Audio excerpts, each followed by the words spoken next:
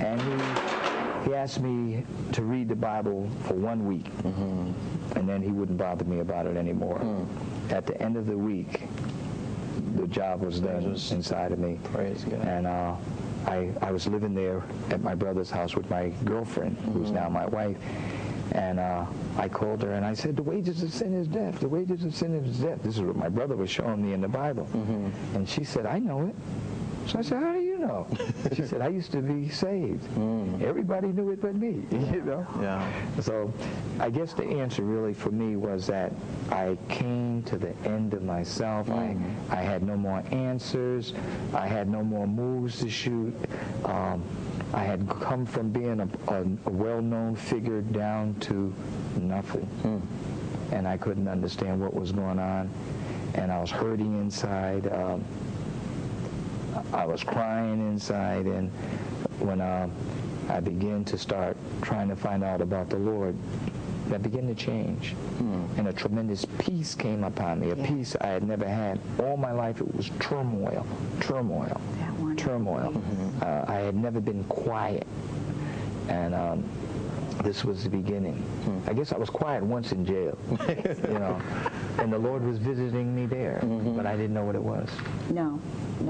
But it's been so awesome for me because I've seen how the ministry has touched the lives of a lot of people, thousands of people. Praise God. And even in our church in Detroit, a good number of the brothers that are now ministers and elders and whatnot have been on drugs, have been in prison, have been in jail, and all these kinds of things.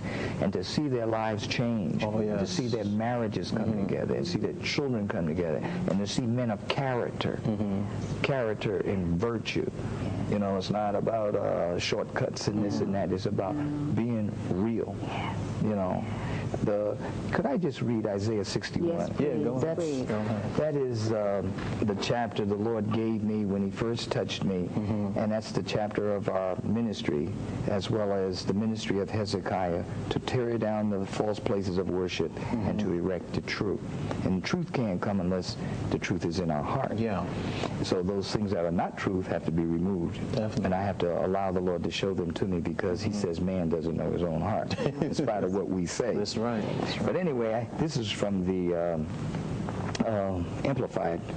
I'd just like to read the first verse. The Spirit of the Lord God is upon me, because the Lord has anointed and qualified me to preach the gospel of good tidings to the meek, the poor and afflicted. He has sent me to bind up and heal the brokenhearted, to proclaim liberty to the physical and spiritual captives, and the opening of the prison and of the eyes to those who are bound. And it's sad because what I read applies to a whole bunch of Christians that are in churches right now. Pastors, ministers, and whatever, what have you.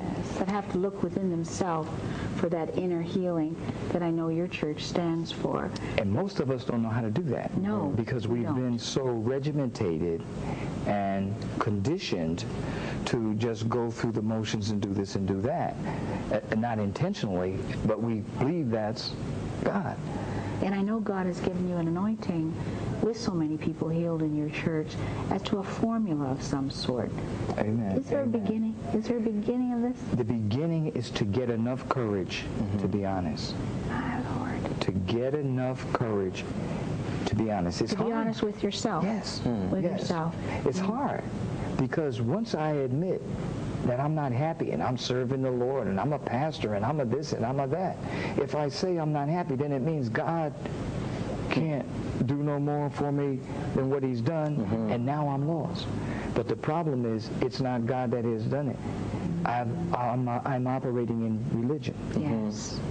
And the definition of power in the world is very different from the definition of the peace and the power within of the walk with God, isn't it? Yes, I went from a position, I had bodyguards. I could point my finger at a man and he could lose his life. That's the kind of power I had. My Lord. And when I walked into a place, people knew me. Yes. The mayor's office, the police chief, wherever. But then when I come to Christ, it's like, you can't pass this gate with all that stuff. No. So I'm saying, well, what do I go in with? Yeah. You saying you go in in with nothing. Yes. You know, and it's like, yeah, but I can't go in with nothing because if something comes up, I don't have anything to defend myself. But nothing being an open heart Yes. and to lay down your life, Yes. it's already been done. Yes. And our life, as we know, we are a spiritual being having a human experience, not a human being having a spiritual. Nothing, if I could give it away, that peace and that joy that comes with that walk. Amen. And I don't kid anybody. I changed every aspect of my life Yes. to get it. But you know what? Yes. The surprising thing was how easy that was. Like you mentioned, that decision to admit to yourself, I've tried everything. Amen. Being honest. Yes. You know, when you do the same thing, the Lord began to show me something. He says, when you keep doing the same thing over and over and keep getting the same results, he says, that's insanity. Yes. That's insanity. Because I would do that. Yes. Yeah. You know, the same on drugs. I do the same thing over and over. Yeah. Yes. You know. Yes. You know, one of the things that got me, I think I mentioned to you, I have a son that just died. He died February the 22nd. He was 26 years old. He was born with Down syndrome. And the amazing thing to me is that, you know, you hear songs like Amazing Grace and the Grace of God and all these things, you know, and you hear those songs and all the words in the scriptures. But God is empowering me with his grace to keep me together. Praise God. I try to cry in the morning. He says, this isn't the time for that. Yeah. He says, do this, do that, you know. And his grace just sustains me. So now I'm moving into another level and another area of seeing another side of him that's becoming real to me. Not just words and scriptures,